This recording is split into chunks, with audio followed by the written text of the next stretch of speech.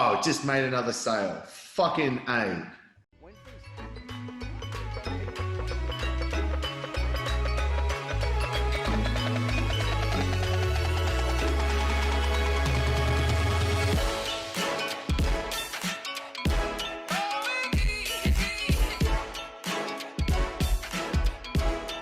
Hello, Barry William Magliotti, CEO and founder of The Game Changers and your host of the Comeback Game podcast. Today, I speak with a good buddy of mine, Chris Dufey, who's an entrepreneur, author, speaker, filmmaker, and a health nut, an absolute expert when it comes to helping fitness coaches and PTs grow their businesses online.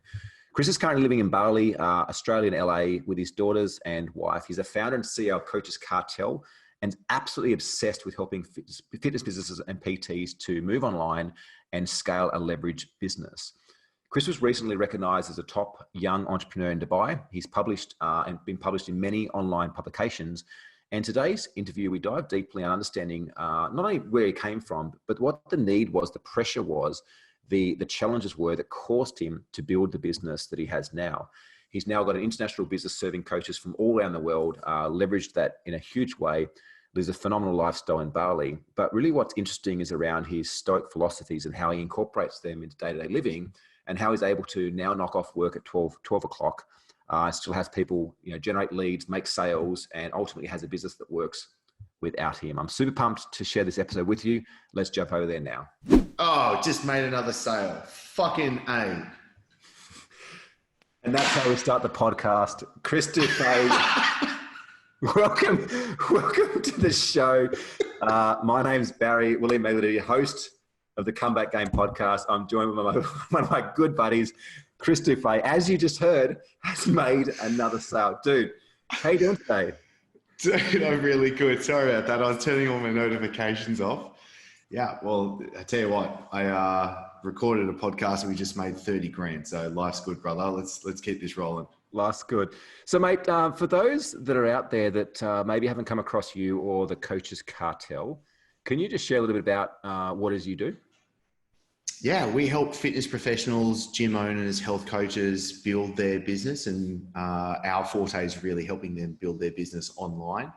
And at the end of the day, because I was a personal trainer for so many years, I got stuck in what I call now the time for money trap, which is I had to be there training my clients face to face to be able to earn $1. And any time that I wasn't there, if I wanted to spend time with my family, wanted to go traveling, wanted to do something else other than being in the gym, I was losing money. So I found out the hard way how to actually build a fitness business that gets around that problem. And that's what we share to the world today.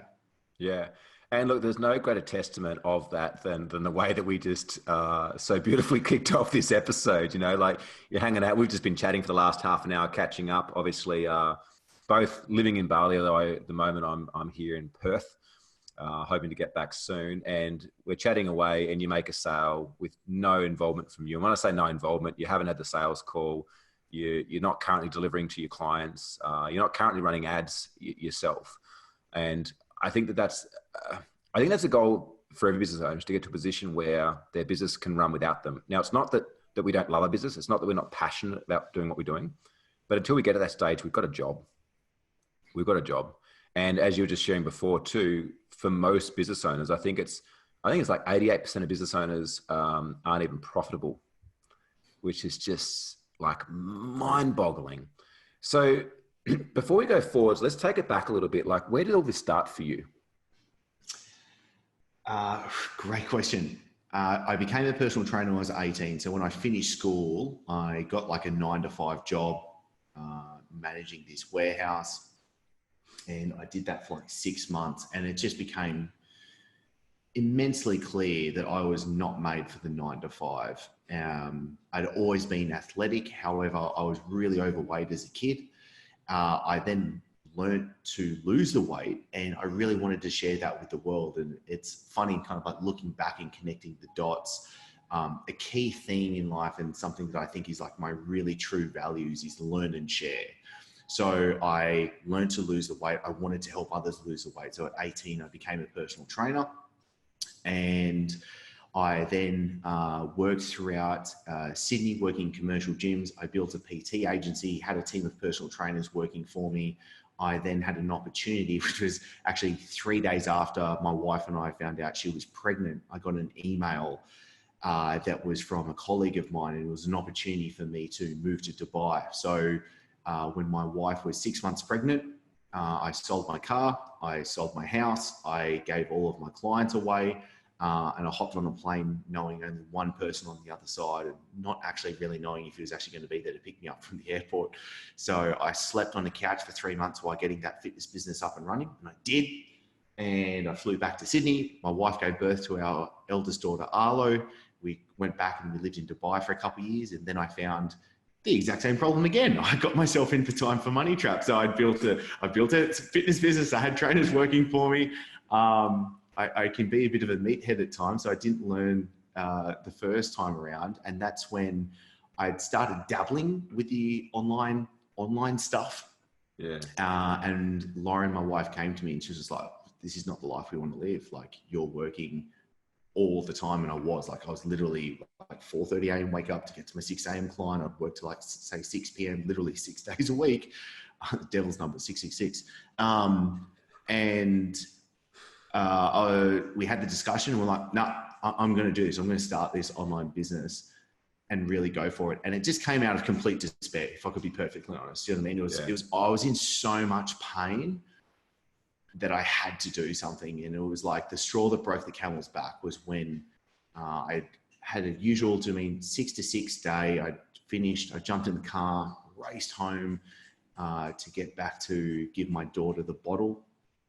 And she was already asleep when I got home. And I just remember it just crushed me, dude. I just cried to my wife in the kitchen because I was just like, "What the fuck am I doing? Like, it's like, is this legit?" Like, talk about working hard and running in the wrong direction. And so that's what drove me to start the online business. And then I built an online fitness business. I figured out how to actually do that. Then I started helping other trainers and coaches how to do that. And then I fell in love with the business side of things. I was like, I still love fitness, but I fell in love with the business because initially I had the transformation of seeing someone transform their body as a personal trainer. And that was like amazing because you see them transform, but you see them inside transform. But then when I was able to help someone transform their business, like their entire life changes. Like they can live a life that they thought was only a dream-like state. And that's what really lit me up. So, and I kind of feel like, if I could be honest, I'm kind of going through another evolution now where it's not just about the business, but it's really about a more holistic view on life and lifestyle. So that's where I'm really helping people be able to like, not just have a business, but be able to have self-love, be able to actually have a lifestyle where they can do what they want to do on a day-to-day basis, and have something that they're really, truly proud of. What do you think it is? Like, it's interesting what you just shared there, around like that immense amount of pressure is what caused you to change, right? To do something different. Yet we both know that you don't necessarily need to have that immense amount of pressure to decide to change either. What do you think has it that so many business owners wait until they feel like the whole world's on their shoulders, or they're on their knees on the floor, bawling their eyes out, like everything going to shit, that has them like at that moment change, as opposed to earlier? Like, what do you think it stops so many entrepreneurs deciding early in their journey, hey, I need some help, or hey, what if I got some help?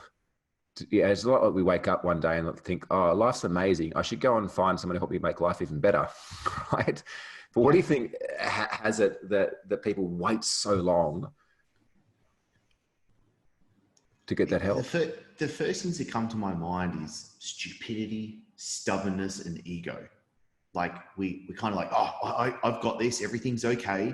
And it's kind of like until you're on your knees crying and your soul is just like shaking in pain is when you kind of have to hit a rock bottom to be able to come back up. And that sucks because it's also, I think, of situations where, personally for me, I remember a time when my mum had a stillbirth. So my mum was pregnant with my sister, and I was actually 18 years old. So my parents had me when they were 17. So it's great because my parents are young and we've got an amazing relationship. But my mother had a stillbirth, and I went in to see them because I got a phone call from my dad, and he was just crying. And I was actually able to hold my sister, and she was literally the size of my hand. And seeing that form and sitting with it, like that was a rock bottom moment. But I look back at that time with gratefulness because it gave me the awareness to truly actually love being with family and spending time with them. Do you know what I mean? It was kind of like that moment where I was like, holy shit, like that was a death in my family for me. And I think it especially just was where I was at in my life at that time, where I was just like, oh my God, I really appreciate family. And that is now such a key value and driver for me today. So unfortunately we have to go through shit to actually realize what's actually important in our life. Yeah. Yeah, I that comparison, like if everything was always one way, we wouldn't have that hindsight or comparison, the context to see things differently. You mentioned stupidity, stubbornness, and ego.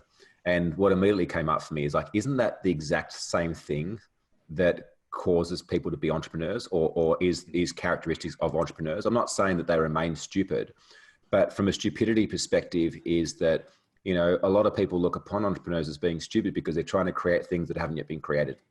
You know, they're trying to create these things with round wheels that we now call cars, or these things with big metal wings that we now call planes, right? Whereas to many people, that would have been looked upon as being stupid, right? And it was our stubbornness that went in pursuit of those things despite our own stupidity or our own innovation, right? We call it innovation, but some could say stupidity, and that ego of not being willing to let it go, right? That causes us to be entrepreneurs. But it's those same characteristics that actually cause the death of us as entrepreneurs as well. Like it's, you know what I mean? Like I was chatting to someone the other day and I'm like, man, some of my best traits are also some of my worst traits.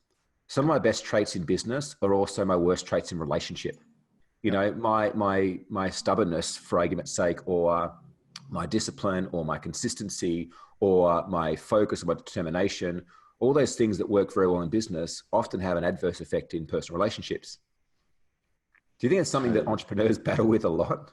Yeah, I think it's like a two-sided coin, and it's polarity, and you need polarity, and you got to take the good with the bad. Like I'm quite enthralled with Stoic philosophy, and it's something I've been applying to myself for quite some time. And it's to have tranquility, you need to be able to even out the troughs and the highs. And I keep coming back to like one of my favorite quotes from Nietzsche is like, and those who were seen dancing were thought to be insane by those who could not hear the music. And I feel like so much of the time we're listening to people that don't hear the music, but if we're hearing the music, then you've got to do your thing to it. Do you know what I mean? And I feel like that's where you've got to stay true to yourself. And there's good and the bad, and you've got to take that. And for me, only very recently, and I'm like, dude, we were talking about this yesterday, is I've been able to come to terms so much better with myself and having more worthiness within myself. And it's because I've been able to not enjoy, but I've been able to say to the bad parts of myself that that's okay. And that's a part of me. Do you know what I mean? Yeah. Does that answer your question? Yeah. I laid down this week the last chapter of my book, and the chapter was around entrepreneurship. And I had a few key points that I'd planned on talking about, and what came through me was absolutely nothing that I had planned down. And where I kind of got to, and we did touch on this yesterday a little bit, is that I think entrepreneurship is the truest self-expression one could have, right? In terms of like when you are so aligned with yourself and you're so okay with not needing to listen to the voices inside or outside of your health, outside of your head, that you can fully express who you really are. That's when we can create, that's when we become entrepreneurs. That's when we can truly innovate things that haven't yet existed, because we're no longer listening to those around us. We're no longer listening to those past paradigms and experiences. And so I think, I think entrepreneurship and certainly business is a spiritual journey. You know, some might not see that, but it's a journey of complete self-expression. And, you know, you think relationships are challenging. Like, try being in a relationship and being in business. You know, like they're two experiences in life that constantly cause us to keep drawing on a greater version of us to deal with what we're facing. And you mentioned before, like we need that polarity. Like we need that duality in life. We can't just get up and live in a world where sun always shines. Like we wouldn't function properly. The same too, we couldn't live somewhere where it was always in the dark. They use dark chambers for torture and things like that. You know, like we need both of those as human beings to exist and to thrive and to survive. And I think as entrepreneurs, the things that make us the greatest and our greatest gifts are also our darkest swords as well. And it's learning to accept the polarity and then choose how you wish to show up with that. What comes to me when you say that is I 100% agree. And it's interesting how I've been able to cultivate a better awareness as to when things are really good, I'm also understanding that things will become bad again. And being able to level that out, and especially with like tools such as like negative visualization, it helps with that and just has a much greater sense of tranquility. I don't know how I could actually help someone understand and better have the tools needed for them to be able to truly ride that wave. Like I feel like it's more trial by fire that's needed. Yeah, like, I don't think I'm at the skill set or level right now to be able to help someone be like, hey, look, this is what you need to do to be able to help level yourself out. But you just beat them down a few times and pick them back up. You just got to get in the ring, dude. Do you know what I mean? Like you just got to get punched in the face. And when you get punched in the face the first time, like you're like, that sucked. But like it gets better and better and better. Yeah. You got to put the reps in. Do you know what I mean? And I know I can be a total meathead, but like that's the thing. Like you just got to put the reps in at the end of the day, because you can't have the six pack in the body without doing the work. Nah, and that's the thing. Like that's why I enjoy that I've come from a fitness background, because I think it's instilled the principles needed that can flow in so many other areas of life, and one of them is business. Because every single day you've got to get up, you've got to do the right things. Do you know what I mean? And it's like eating one salad ain't going to get you in shape. Do you know what I mean? Like one workout ain't going to make you strong. It's something you just have to do on a day to day level. And I think that's where, if we can become better enthralled in the process of it, then I think there's some real power behind that, because that's what you've got to fall in love with. Yeah. And do you know what I think one of the most powerful things is to get you there, and wherever there is for anyone listening, it's different. You know, I look back at the last 18 years I've been in business now, like more than half my life. And I was so unrealistic when I first went into business. Like I had pages and pages of goals and all these things I was going to achieve in like super unrealistic timeframes. And some of them I've just only achieved this year. But if I look back, I way overestimated what I could achieve in a short period of time, and underestimated what I could achieve in a long period of time. And I never saw the long game in business. That was something that's happened this last couple of years, is I've been more aware of the long game. And so moves and decisions I'm making have been more strategic for the long-term game. But I think consistency more than anything. And it's the same, you know, like with diet and workout. You can go in the gym guns blazing and throw a bunch of weights around and up your diet. But a lot of the time it's unsustainable, because from a creature neurology perspective, it's too much change too quickly, that it hasn't been experienced as a survival experience long-term. So we have to invoke that polarity on the other side to bring us back into balance. Whereas if we're making like 1 degree of change consistently over a longer period of time, like we end up nowhere near where we're headed for in the first place. But that's where I think a lot of entrepreneurs fail, is they try to do too much too quickly. And I get that the hustle is important, especially in the early phases building a business to over the $1 million mark. Like hustle is super important.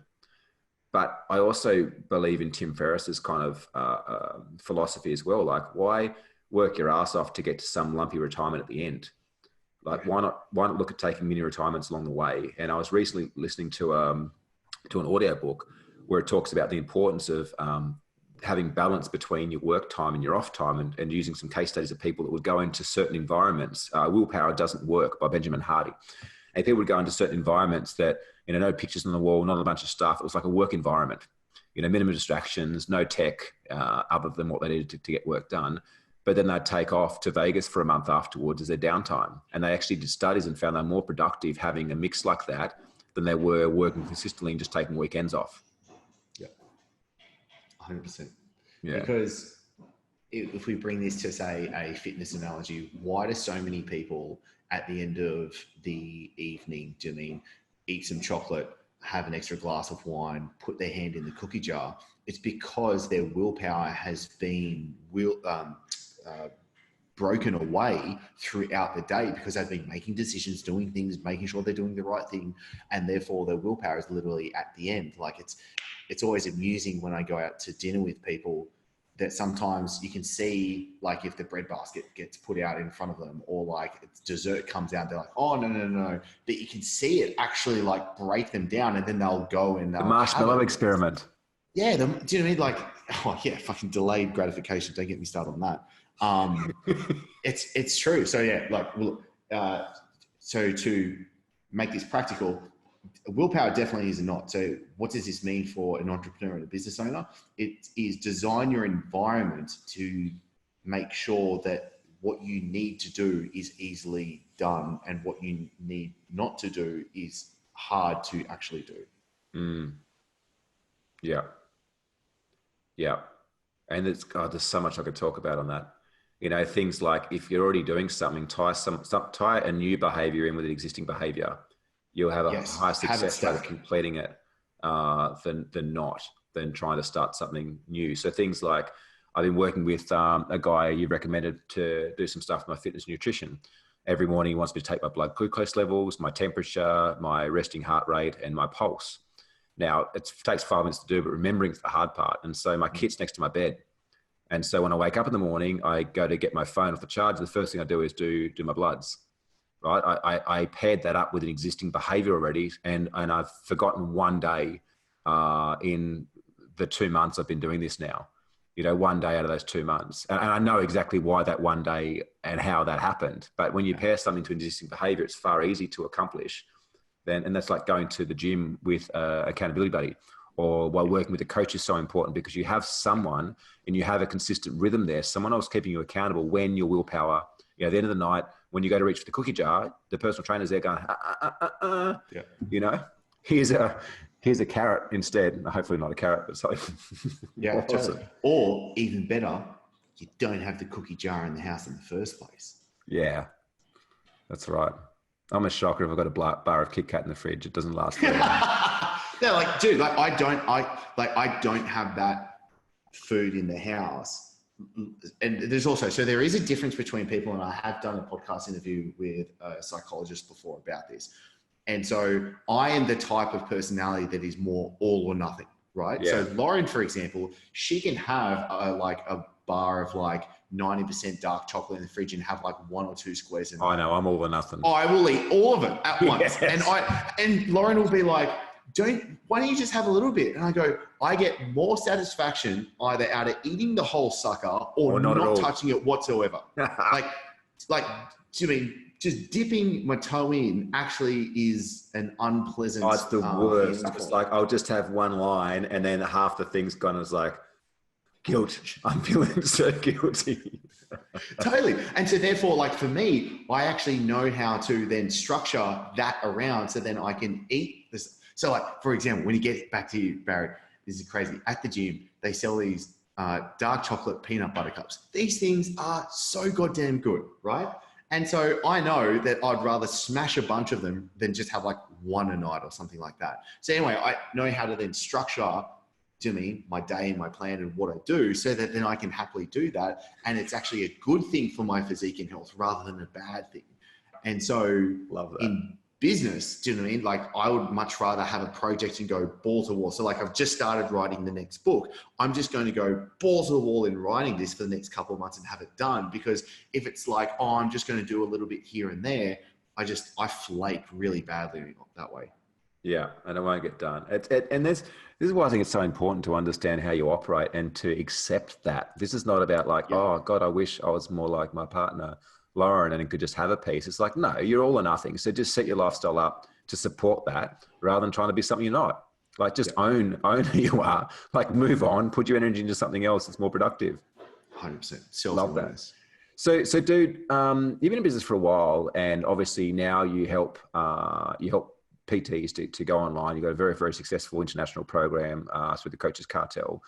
What do you think have been the best 3 bits of advice that you've ever been given? Oh, shit.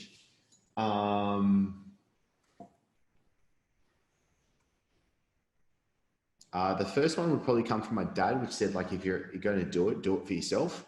And I think that's what really instilled me to actually become an entrepreneur. Like, so technically I worked for myself from when I was 18, but those first, yes, I was working for myself, but it's not a business. It's a fucking job. It's a glorified job at the end of the day.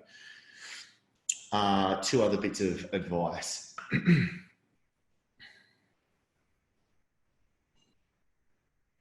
So a mutual friend of ours, Taki Moore, he was in Bali quite some time ago, and when I was here, and I saw him speak at an event. I spoke at this event the year after, and he was there, and that's kind of like when we started our friendship. And then he came to Bali a little while after, and it's like, hey, like, do we come up and have lunch with us? Like, great. So we went up, and this was the time I was running my fitness business, my online fitness business, and I was still doing the business coaching, and the business coaching wasn't doing any good. And I was like, oh, dude, I think I'm just going to like burn the business coaching down to the ground. Taki would be like, no. Yeah, he was like, no, dude, don't. And we talked about it just for a little bit over lunch. He's like, no, dude, I reckon you can do this. Do you know what I mean? And so I walked away from that conversation. I was like, all right, sweet. Like, I'm going to not do the fitness business and I'll do the business coaching. And it's turned into what it is today. And I truly love business and all its tentacles.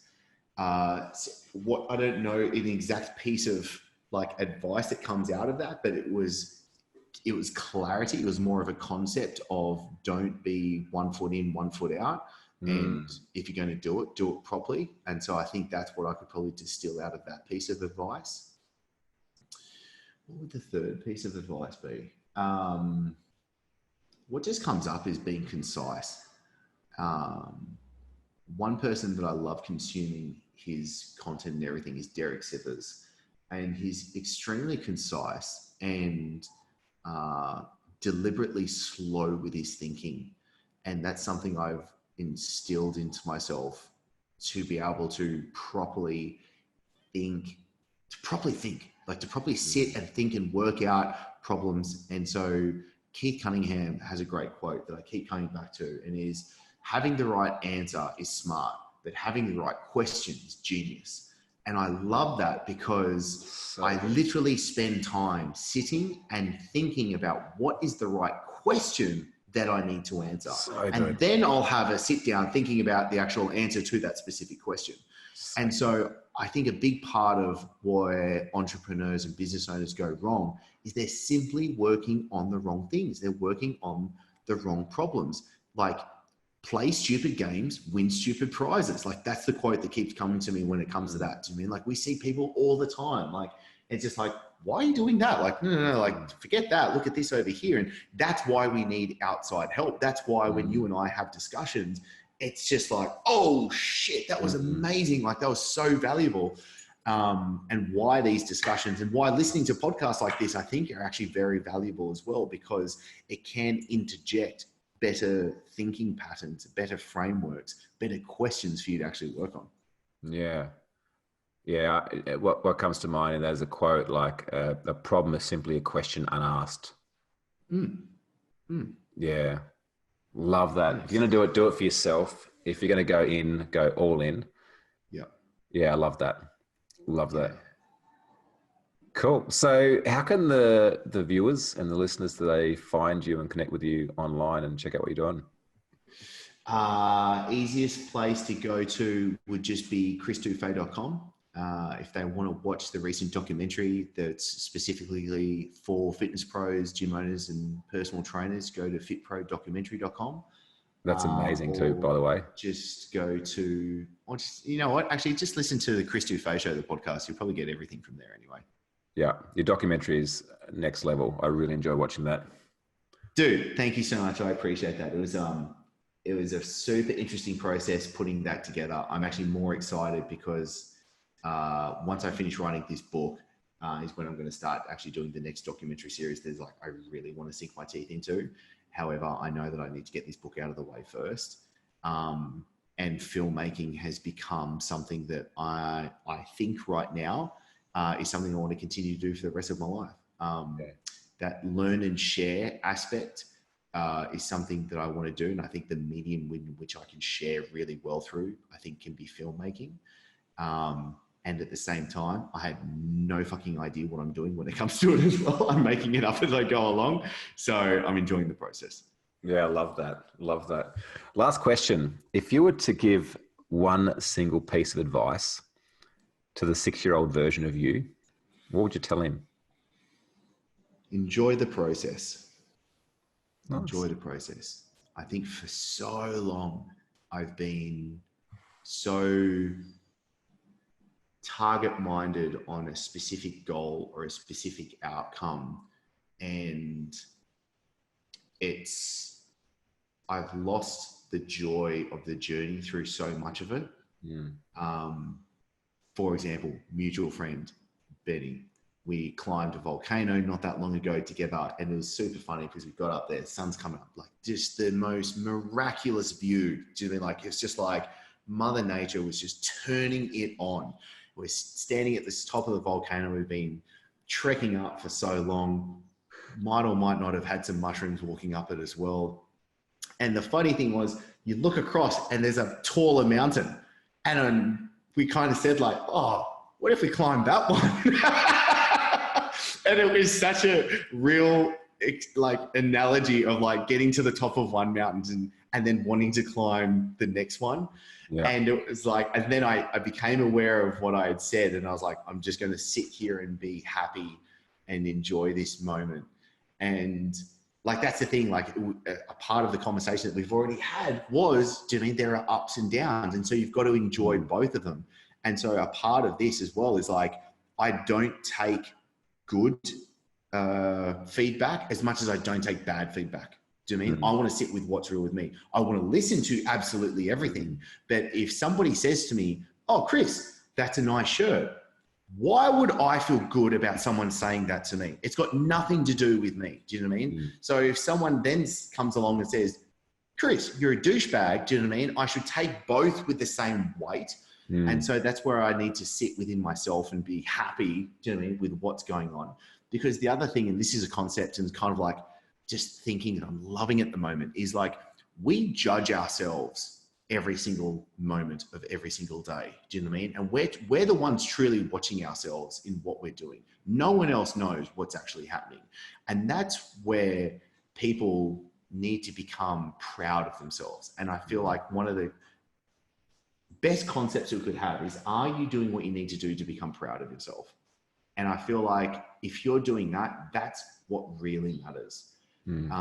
Because for so long, I wasn't proud of myself because I wasn't doing the things that truly judged me the way that I wanted to be judged. And now I can truly like put my head on the pillow each night and be like, I'm proud of myself. Do you know what I mean? I've become unconscious at times. I've wavered at times, but I continue to pull myself back in. Just like when sitting in meditation, do you know what I mean? Your thought, you'll fly off with a thought and you need to bring yourself back into, do you know what I mean, conscious awareness, and it's a part of the process. So yeah, enjoy the process, enjoy it. And it's something I should get tattooed on the forehead. Love it. Chris Dufey from the Coaches Cartel, mate. It's been an absolute pleasure having you on the Comeback Game podcast. Look forward to catching you up again in person and also having you back on the show. Thank you, brother. Appreciate you.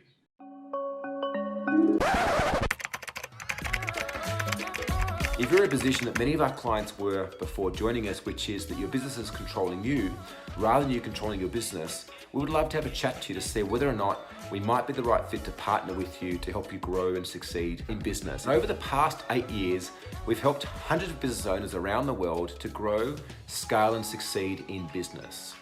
Many of our clients report that we've helped them to triple their profits and double their time off in 12 months or less. If you jump onto YouTube and notice the hundreds of testimonies, you'd see that this is a common theme amongst them.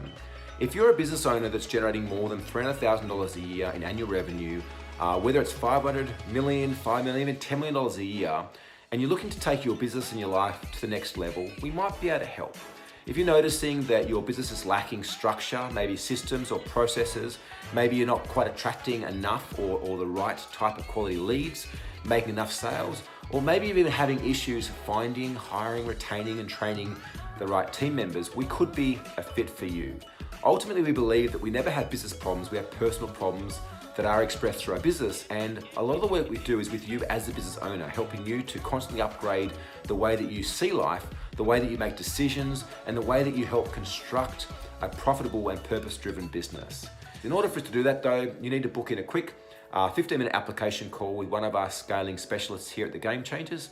Through the 15-minute call, we're going to ask you a bunch of questions to see if or how we might better help you. If we can't help you, we'll let you know politely and do our best to point in the direction of someone that can.